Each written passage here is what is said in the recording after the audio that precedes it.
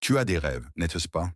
Tu veux une belle voiture, aider ta famille et ne plus jamais regarder le prix avant d'acheter. Mais la vérité, c'est que pendant que tu rêves, d'autres avancent.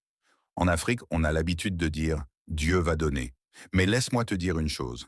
Dieu donne l'opportunité, c'est à toi de donner le travail. Aujourd'hui, on va briser les 3 chaînes mentales qui t'empêchent de réussir sur ce continent. Si tu n'es pas prêt à entendre la vérité, coupe cette vidéo maintenant.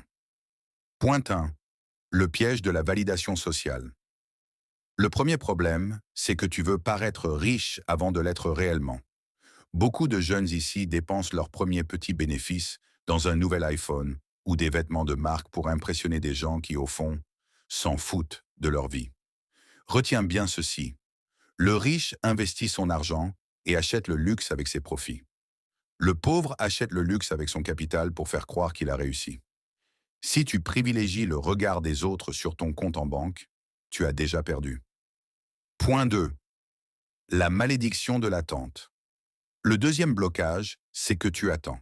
Tu attends le moment parfait, tu attends un financement de l'État, ou tu attends que le gouvernement change les choses. En Afrique, si tu attends que tout soit rose pour commencer, tu ne commenceras jamais.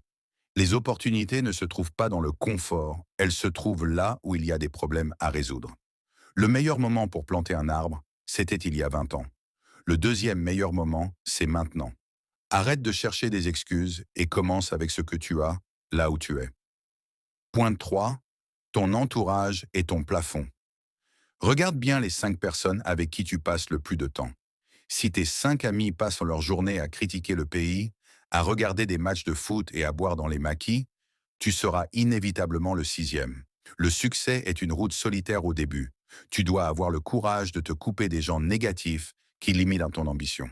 On ne peut pas voler avec les aigles si on continue de gratter le sol avec les poulets.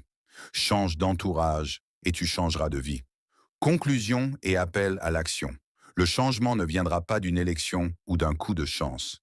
Il viendra de ta décision, ce soir, de faire quelque chose de différent. Dis-moi en commentaire, quelle est la première mauvaise habitude que tu vas supprimer dès demain? Je lirai tous vos messages.